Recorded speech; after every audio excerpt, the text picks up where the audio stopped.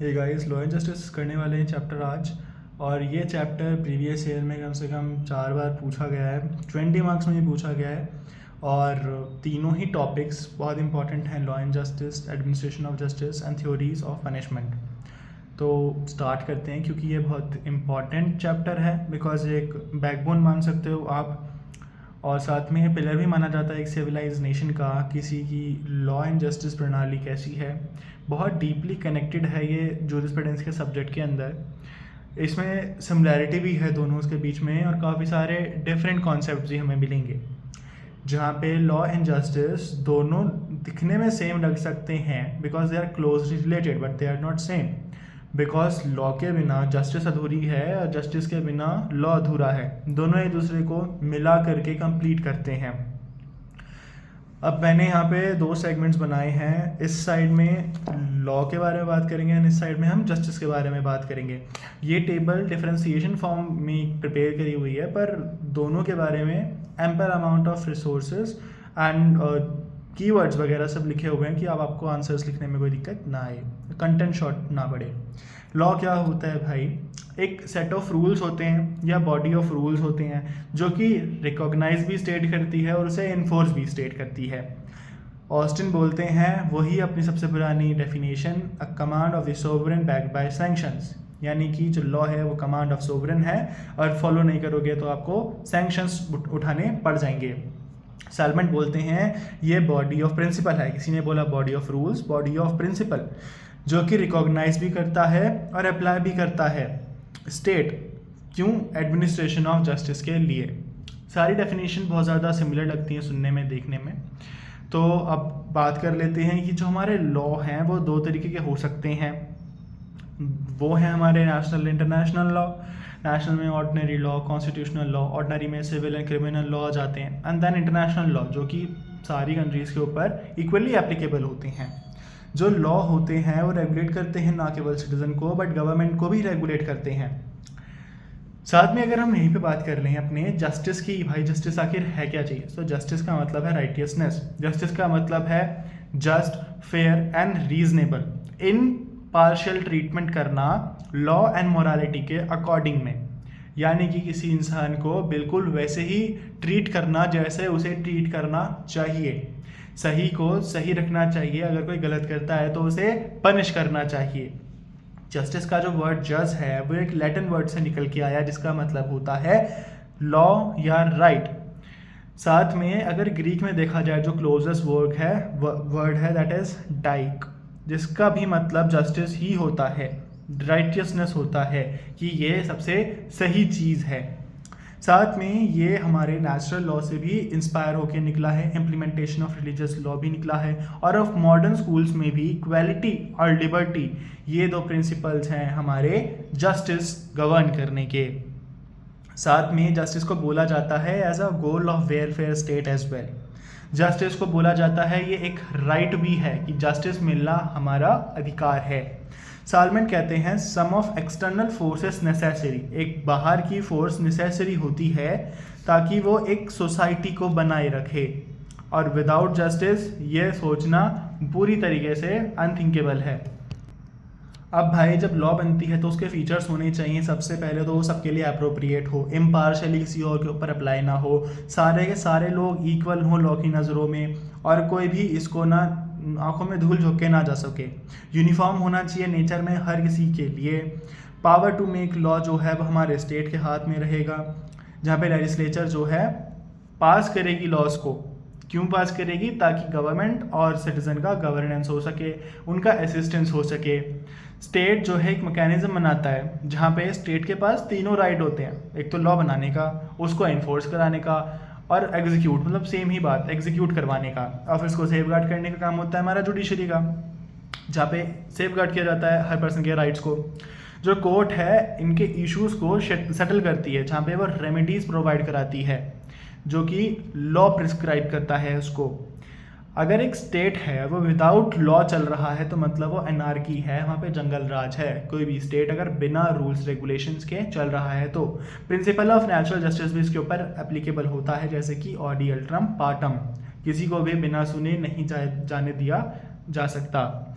साथ में जो लॉ है हमारा डायनेमिक है, मतलब कि वो चेंज होता रहता है टाइम के साथ में। जैसे कि हेंस एंड केल्सन ने भी बोला था कि लॉ जो है डायनेमिक है, अमेंडमेंट, स्टैट्यूट्स, सब चीज़ें आती रहती हैं, तो चेंज होता रहता है। यूनिवर्सल होता है नेचर में, डेफिनेट होता है, डिफाइंड होता है प्रॉपर्ली, पनिशमेंट प्रिस्क्राइब होती है इसके अंदर, प्रोटेक्शन ऑफ पीस होता है हर बंदे का इस सोसाइटी के अंदर जो भी रह रहा होता है। अब अगर बात करें हम जस्टिस के पर्पस की, सबसे पहला तो भाई हमारे राइट का प्रोटेक्शन, पनिशमेंट करना जो रॉन्ग कर रहा है, मेंटेन करना सोशल ऑर्डर को जो सोसाइटी के अंदर है, पीस एंड स्टेबिलिटी को बनाने का काम होता है हमारी जस्टिस का। लॉ जो है एक मशीनरी है, एक सिस्टम है। सिस्टम क्यों बनाया गया है? ताकि हमें गोल अचीव कर सके, और वो गोल क्या है? जस्टिस का goal. Law exist to achieve justice, मतलब लॉ एग्जिस्ट ही इसलिए करती है ताकि वो जस्टिस प्रदान कर सके। जैसा कि मैंने बोला, एक जो पर्सन है जो उसको रिसीव होना चाहिए वो उसे मिलना चाहिए जो वो डिज़र्व करता है। साथ में पर्सन को उसके राइट्स दिए जाने चाहिए और पनिश किया जाना चाहिए जो रॉन्ग करता है। ये जस्टिस का कहना है। अब अगर बात करें जस्टिस की, तो इसके 3 मेजर टाइप्स होते हैं, सोशल, पॉलिटिकल एंड इकोनॉमिकल। तो सोशल का मतलब है कि आपको सोशली फेयरनेस आनी चाहिए, डिस्क्रिमिनेशन नहीं होना चाहिए, इक्वालिटी होनी चाहिए, वेलफेयर होना चाहिए बेसिकली सोसाइटी का। सेकंड है पॉलिटिकल जस्टिस, जहाँ पे सबको वोटिंग के राइट्स हों, इलेक्शन में सबको एप्लीकेबल हो, कोई भी जा सकता है विदाउट एनी बार। देन इकोनॉमिक जस्टिस होती है हमारी, जो कि ओपन कंपनीज के लिए होती है, सबको equal pay for equal work, सबके लिए अपॉर्चुनिटीज़ ओपन होती हैं।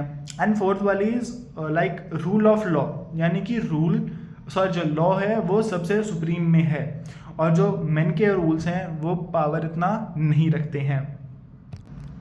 लॉ के अगर सोर्स की बात करते हैं, जो कि खुद के अंदर एक चैप्टर है जूरिस्प्रूडेंस के अंदर, सोर्सेज ऑफ लॉ, तो उसके अंदर कस्टम्स आते हैं। कस्टम्स वो जो लंबे समय से चलते आ रहे हैं, कंटिन्यूअस हैं, पब्लिक पॉलिसी को फॉलो करते हैं, उसके अगेंस्ट में नहीं है, यूनिवर्सल है नेचर में, रीजनेबल है नेचर में। साथ में religion, tradition, legislation, law making, मतलब कि या प्रेसिडेंट जो कि जज मेड लॉज होते हैं, मोरालिटी या साइंटिफिक जो कमेंट्रीज होती हैं, ये सारे सोर्सेज हैं हमारे लॉ के। अगर हम बात करें जस्टिस का, जस्टिस इंडियन प्रेम्बल में रिफ्लेक्ट हो सकती है आपको for the social justice, article 14 and 18 equality का, इकोनॉमिक जस्टिस 16 से 19 का, यानी कि right to trade and work, और पॉलिटिकल जो है लिबर्टी टू लाइफ, जो आर्टिकल 21 के अंदर हमें दी हुई है। अपार्ट फ्रॉम दैट आर्टिकल 12 से लेकर 35 तक हमारे पार्ट 3 है, जो कि फंडामेंटल राइट्स के बारे में बात कर रहा है, जो कि हमारे जस्टिस, क्योंकि right is equals to justice, justice एक तरीके का राइट है। साथ में जो जस्टिस है वो इंटरप्रिटेशन में यूज़ किया जाता है काफ़ी हद तक, जस्टिस अकॉर्डिंग टू लॉ। और ये लॉ जो हमारा जस्टिस है, ये हमारा गोल है लॉ का। लॉ क्यों बना? ताकि हम एक जस्टिस को अचीव कर सकें। ये हर किसी के अंडरस्टैंडिंग के अकॉर्डिंग भी डिफर हो सकता है, पर जस्टिस हमारी कॉन्स्टिट्यूशन भी वेल डिफाइंड है। अगर हम लास्ट में चल के बात करते हैं इनके डिफरेंस की, तो सबसे पहले डिफरेंट टाइप्स ऑफ लॉ होते हैं। सबसे पहला तो खुद के कंट्री के लॉ, यानी कि हमारी municipal law. Then we are having international law, जो कि हर कंट्री के ऊपर एप्लीकेबल होता है, जो कि national bodies and international body govern करती हैं रिस्पेक्टिवली अपने अपने एरियाज़ में। इंडिया के अंदर लॉ मेकिंग जो है वो एक बहुत लंबा प्रोसेस है, जहाँ पे पॉलिटिशियंस इन्वॉल्व होते हैं। इसीलिए इस चीज़ के ऊपर चेक एंड बैलेंस बनाया जाता है by the judiciary. National welfare के ऊपर बात की जाती है इन लॉज के थ्रू। ये लॉज क्या करते हैं? एक वेलफेयर स्कीम्स बनाते हैं, ऐसे लॉज बनाते हैं जो कि एंड में जस्टिस को डिलीवर करते हैं सोसाइटी के अंदर। वहीं हम बात करें अगर जस्टिस की, तो लॉ जो है जस्टिस के प्रिंसिपल के ऊपर बेस करता है। जो लॉ है जस्टिस के ऊपर ही बेस करता है, जस्टिस के ऊपर ही बेस करता है, और लॉ का एंड गोल भी जस्टिस देना ही होता है। लॉ जो होती है या जो नॉर्म्स होते हैं वो इम्प्लीमेंट बाय द गवर्नमेंट या जजेस होते हैं। जस्टिस को कभी क्रिएट नहीं किया जा सकता, क्योंकि जस्टिस हमेशा से वहाँ होती है, बस उसे दबा दिया जाता है जस्ट लाइक ट्रुथ, बट उसको डिस्कवर करना पड़ता है। जस्टिस जो कॉन्सेप्ट है ये बहुत ज़्यादा वाइड कॉन्सेप्ट है, जिसे बहुत डिटेल में जाकर डिस्कस किया जा सकता है। जस्टिस के अंदर हम मॉरल्स, एथिक्स, प्रिंसिपल, वैल्यूज़, इन सब चीज़ों के बारे में बात कर रहे होते हैं, और ये बहुत ज़्यादा इंपॉर्टेंट होते हैं ह्यूमन नेचर के लिए, ह्यूमन एग्जिस्टेंस के लिए, एक सोसाइटी के प्रेजेंस के लिए।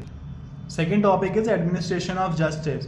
जिसमें एडमिनिस्ट्रेशन जस्टिस का हो रहा है। तो बेसिकली यहाँ पर बात एग्जीक्यूटिव्स की नहीं, यहाँ पे बात आता है जुडिशरी की आ रही है, जुडिशियल ऑफिसर्स की आ रही है, क्योंकि एक ऐसा सिस्टम है जहाँ पे लॉ इन्फोर्स किया जाता है, डिस्प्यूट रिजॉल्व किया जाता है, जस्टिस डिलीवर किया जाता है। अब जहाँ जस्टिस डिलीवर सिस्टम आ जाता है वहाँ पे कहीं ना कहीं बात आ जाती है हमारे जुडिशरी की।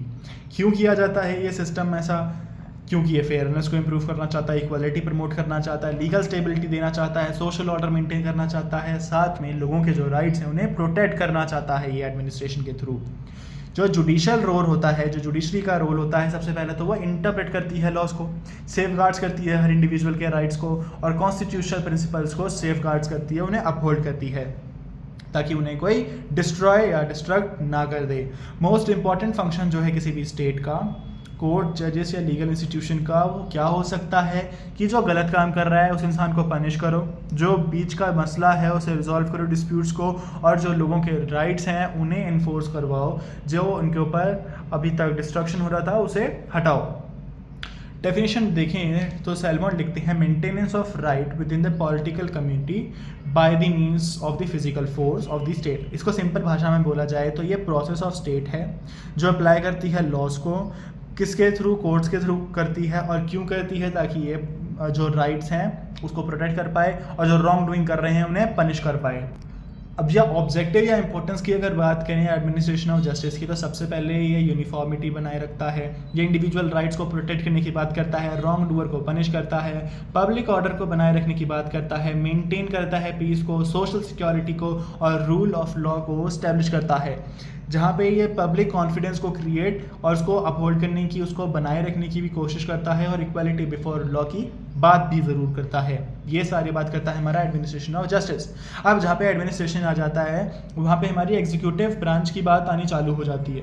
एग्जीक्यूटिव ब्रांच मतलब कि जो लॉज को एग्जीक्यूट करवाते हैं। तो यहाँ पे काम है ऑर्गेनाइज करना, मैनेज करना और इम्प्लीमेंट करना, किसको? लॉज एंड पॉलिसीज़ को, लोगों के ऊपर। जस्टिस की बात करें तो यहाँ पे फेयरनेस और इक्वालिटी की बात हो रही है, जो कि काम हमारा जुडिशरी का है। तो यहाँ पे मिला जुला काम हो रहा है हमारा एग्जीक्यूटिव ब्रांच का और जुडिशरी का। साथ में अगर हम देखा जाए कि पहले क्या सिस्टम होता था, तो भाई प्राइमरी स्टेज पे क्या होता था, सेल्फ हेल्प होती थी, पर्सनल रिवेंज होते थे, तो खुद ही फोर्स के थ्रू चीज़ों को सेटल कर लिया करते थे। तो इसका दिक्कत क्या थी भाई? वॉयलेंस होती थी, इम्पार्शलिटी होती थी, लैक ऑफ सर्टेनिटी, स्ट्रॉन्ग और वीक के बीच का डिफरेंस होता था, तो ऑब्वियसली जो स्ट्रॉन्ग है वो जीत जाएगा। धीरे धीरे क्या हुआ, सोसाइटी सेटल होना चालू करा, तो उन्होंने एक हेड बनाना चालू किया अपने ट्राइब के अंदर और अपने कस्टम्स रिकॉग्नाइज करने चालू किए। साथ में कंपनसेशन का सिस्टम इंट्रोड्यूस किया कि गलत किया कंपनसेट करो। अब मॉडर्न टाइम्स के अंदर क्या हुआ है कि भाई एक ऑर्गेनाइज कोड बना दिए गए हैं, जहाँ पे कोडिफाइड लॉ है कि अगर ये गलती करी तो इसको ऐसे सज़ा मिलेगी, वो गलती करी तो वो सज़ा मिलेगी। इंडिपेंडेंट जुडिशरी रखी, जो कि किसी के अंदर कंट्रोल में नहीं है, जो चेक एंड बैलेंस बनाए रखती है, जुडिशियल रिव्यू का पावर रखती है। पॉलिटिकल सिस्टम इस्टेब्लिश किया गया यहाँ पे, और जुडिशियल प्रोसीजर को भी बनाया गया थ्रू द CPC एंड बाकी सारे अपने लॉज। अब भाई दो तरीके के kind of administration of justice होते हैं। पहला तो होता है हमारा सिविल जस्टिस और दूसरा होता है हमारे क्रिमिनल जस्टिस। सिविल में बात करें तो भाई इंडिविजुअल या कोई ऑर्गेनाइजेशन के बीच में डिफरेंस आ रहा है, दिक्कतें आ रही हैं सिविल चीज़ों को लेकर के। तो यहाँ पे इंडिविजुअल वर्सेस इंडिविजुअल होता है, जैसे कि ब्रीच ऑफ कॉन्ट्रैक्ट हो गया, स्पेसिफिक परफॉर्मेंस हो गया, रिकवरी ऑफ मनी हो गया, dispute of property, family matters हो गए, सक्सेशन डिस्प्यूट्स हो गए। ये सारे आ गए हमारे सिविल मैटर्स, जो कि सिविल कोर्ट्स में हमारे डील किए जाते हैं। इनकी रेमेडीज़ क्या हो सकती हैं? या तो डैमेज दे दो, इंजक्शन दे दो, स्पेसिफिक परफॉर्मेंस कर दो, या कंपनसेशन दे दो उस चीज़ का जो आपने ख़राब करी है। अब कोर्ट कैसे डील करता है? सबसे पहले तो सिविल कोर्ट्स में जाता है, जो कि डिस्ट्रिक्ट लेवल पे होते हैं। यहाँ सॉल्व हो गया, अगर नहीं हुआ तो अपील जाती है हाई कोर्ट में, हो गया तो ठीक, नहीं होता तो सुप्रीम कोर्ट में। इसका ऑब्जेक्टिव क्या होता है? कंपनसेशन दे करके रिइंफोर्स कराना अपने राइट्स को। सेकेंड काइंड आता है हमारा क्रिमिनल जस्टिस का, जहाँ पे भाई एक ने क्राइम किया होता है, और ऑब्वियसली जब क्राइम होता है तो वो क्राइम अगेंस्ट सोसाइटी होता है, अगेंस्ट स्टेट होता है। तो यहाँ पर स्टेट वर्सेस अक्यूज्ड होता है क्रिमिनल कोर्ट्स के अंदर। तो एग्जाम्पल में आगे जैसे कि theft, robbery, murder, rape, fraud, assault. अब इनकी पनिशमेंट में भी ऐसा ही होगा, फाइन, इम्प्रिजनमेंट, लाइफ सेंटेंस और डेथ तक भी मिल सकती है। तब कोर्ट के हायरार्की की बात करें यहाँ पे, तो कोर्ट जो है मजिस्ट्रेट चालू होती है, जो कि डिस्ट्रिक्ट लेवल पे होता है, फिर वो हाई कोर्ट में जाता है, अगर अपील अराइज होती है तो वो सुप्रीम कोर्ट में भी चला जाता है। अब इसका ऑब्जेक्टिव क्या होता है? सबसे पहले तो पनिशमेंट देना जिसने गलत किया है। दूसरा डिटरेंस, ऐसा डर पैदा करना दूसरे लोगों के मन में कि वो जान जाए कि इसके करने के बाद अच्छाई कम है और बुराई ज़्यादा है, जो मुझे पूरी ज़िंदगी झेलनी पड़ेगी। एंड प्रोटेक्शन ऑफ सोसाइटी इसकी वजह से बनी रहती है। साथ में लीगल फ्रेमवर्क की बात करते हैं, विच इज़ हमारा सब टॉपिक है। इसके अंदर लीगल फ्रेमवर्क में बात करते हैं कैसे ड्यू प्रोसेस है, फंडामेंटल राइट्स है, रूल ऑफ लॉ है, इंडिपेंडेंट जुडिशरी है इंडिया के अंदर। तो ये सारे प्रोविजंस हमें कहाँ मिलते हैं? ऑब्वियसली कॉन्स्टिट्यूशन के अंदर मिलते हैं, आर्टिकल 124 से लेकर 147 तक। सुप्रीम कोर्ट को हाईएस्ट जुडिशियल बॉडी बताया गया है, एपेक्स कोर्ट बताया गया है, जहाँ पे इसके डिफरेंट पावर्स हैं जुरिसडिक्शन के रिगार्डिंग में। फिर आर्टिकल 214 से लेकर के 231 तक हाई कोर्ट्स के बारे में बताया हुआ है कि कैसे वो मतलब सुपीरियर कोर्ट हैं, मतलब अबव दी सबऑर्डिनेट कोर्ट्स के। फिर आर्टिकल 39A जो इंपॉर्टेंट है, जो बोलता है इक्वल एक्सेस ऑफ जस्टिस मिलनी चाहिए थ्रू लीगल एड, जहाँ पे SLA DLA बनाए गए हैं देश के अंदर for the legal service authority, मतलब लीगल सर्विस अथॉरिटीज़ बनाई गई हैं for the easy access to justice. Then हमारे जुडिशियल हायरार्की की बात करें तो जो आप जानते ही होंगे ऑब्वियसली, सबसे नीचे तो district court, subordinate court, taluka courts होते हैं जो डील करते हैं सिविल क्रिमिनल केसेस से लोकल लेवल के ऊपर। फिर जो अपील राइज होती है वो हाई कोर्ट जाती है, हमारे जो स्टेट लेवल के केसेस को देखता है। देन हमारी सुप्रीम कोर्ट जो सबसे एपेक्स कोर्ट है दिल्ली के अंदर सिचुएटेड है, वहाँ सब्सटेंशियल क्वेश्चन ऑफ लॉ होता है, जब इंटरप्रिटेशन होता है किसी कॉन्स्टिट्यूशनल मैटर का तो वो सुप्रीम कोर्ट के अंदर जाता है। अगर किसी फंक्शन की बात करें कोर्ट की, तो सबसे पहला काम है भाई सेटलमेंट को, डिस्प्यूट्स को सेटल करना, इंटरप्रेट करना लॉ को, प्रोटेक्ट करना राइट्स को, पनिश करना रॉन्ग डूअर्स को, और जुडिशियल रिव्यू करना, जो कि बेसिक फीचर्स अब तक हम डिस्कस करते आ रहे हैं। लगभग हर टॉपिक के अंदर ये रिपीटेड टॉपिक है। अगर एडमिनिस्ट्रेशन ऑफ जस्टिस के मैकेनिज्म की बात करें, उसकी मशीनरी की बात करें, तो उसके अंदर देखो कोर्ट्स इन्वॉल्व होते हैं, जजेस इन्वॉल्व होते हैं जो इंडिपेंडेंट ऑफिसर्स होते हैं, पुलिस इन्वॉल्व होती है जो लॉ एंड ऑर्डर को बनाए रखने की काम करती है, जो लॉयर होते हैं जो रिप्रेजेंट करते हैं पार्टीज को कोर्ट के अंदर वो इन्वॉल्व होते हैं, और ऑब्वियसली प्रिजनर्स जिनके बारे में सारी बातें चल रही होती हैं मेजॉरिटी ऑफ द केसेस में, वो सब लोग एक मशीनरी की तरह काम करते हैं एडमिनिस्ट्रेशन ऑफ जस्टिस के अंदर। अगर इसके डिफेक्ट्स देखे जाए तो भाई बहुत सारे डिफेक्ट्स हैं। सबसे पहले तो जस्टिस मिलने में बहुत ज़्यादा टाइम लग जाता है, जन्म बीत जाते हैं, आदमी मर जाता है पर जस्टिस नहीं मिलती। एक्सपेंसिव है लिटिगेशन बहुत ज़्यादा, करप्शन बहुत ज़्यादा है, पॉलिटिकल इन्फ्लुएंस इतना ज़्यादा है कि आप अपना काम नहीं कर सकते, आपको जस्टिस मिलनी भारी पड़ जाती है। एक्सेस टू जस्टिस मार्जिनलाइज या पुअर पीपल को तो भूल ही जाओ। लैक ऑफ जुडिशियल अकाउंटेबिलिटी, अगर आप कुछ बोल दोगे तो जुडिशरी आपके पीछे पड़ जाएगी, उसको टेक डाउन करवा देगी। पेंडेंसी ऑफ केसेस इतने पड़े हुए हैं केसेस के अंदर जो कि डील नहीं हो पा रहे हैं पूरी तरीके से। कॉम्प्लेक्स प्रोसीजर है बहुत ज़्यादा काम करने का। अगर इसके रेमेडीज़ की बात करें तो क्या हो जिससे फास्ट, चीप और लेस टेक्निकल वर्क हो और जस्टिस मिलना चालू हो जाए लोगों को। सबसे पहला तो फास्ट ट्रैक कोर्ट्स बना दो, लोक अदालत, ADR, alternate dispute redressal mechanism बनाओ, जहाँ पे मेडिएशन, नेगोशिएशन, आर्बिट्रेशन करा करके चीज़ें सॉल्व कराई जाएँ। ऑनलाइन कोर्ट्स ऑन कर दीजिए ताकि जल्दी जल्दी काम खत्म हो, ऑनलाइन मीन्स पे टेक्निकलिटीज़ कम हो, थोड़ी लीगल एड मिलना चालू हो जाए। जुडिशियल रिफॉर्म्स आएँ दोबारा देश के अंदर जो कि ज़रूरी हैं एट द प्रेजेंट टाइम।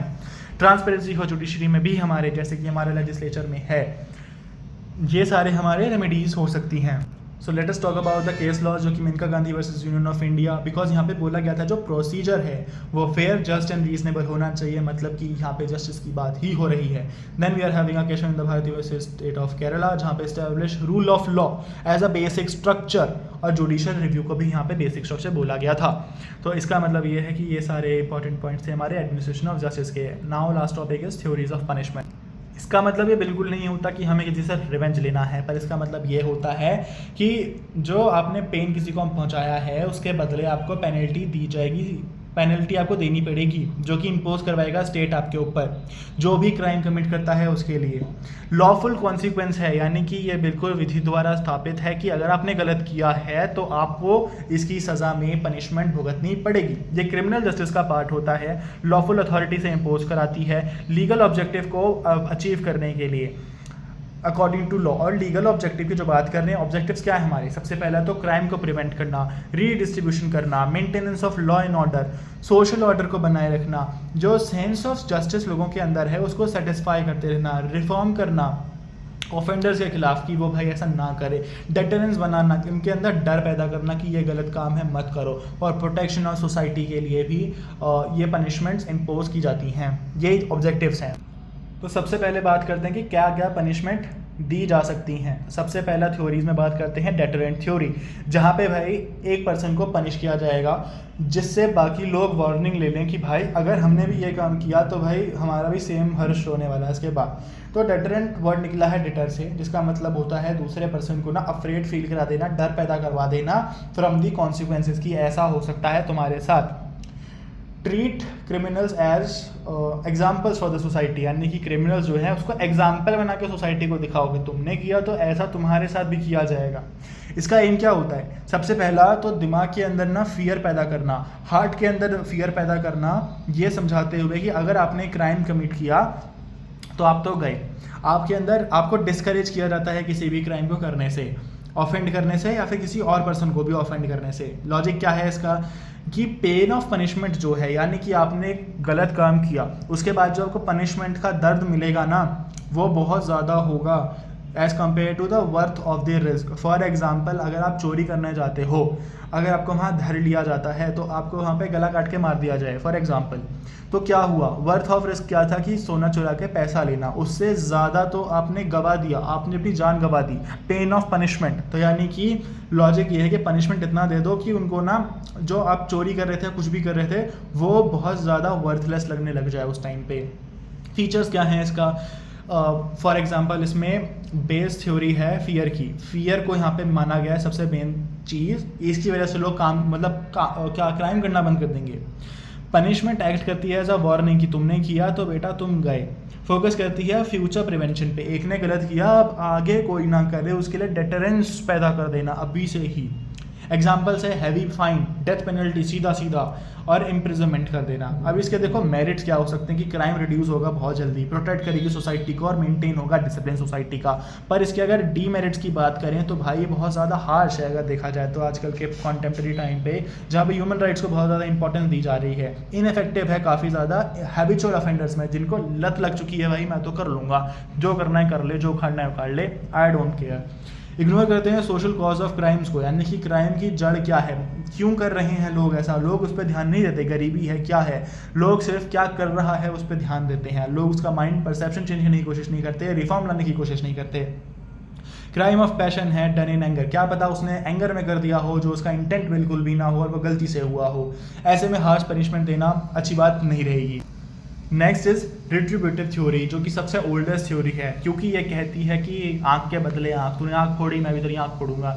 ये इसके एक लाइन है, और टूथ फॉर टूथ, दांत के लिए दांत। यहाँ पे ना मॉरल रिवेंज की बात हो रही होती है, बिकॉज जो सफरिंग एक विक्टिम ने सही है वही उस अक्यूज्ड को या फिर जो उस कन्विक्ट है उसको सहनी चाहिए।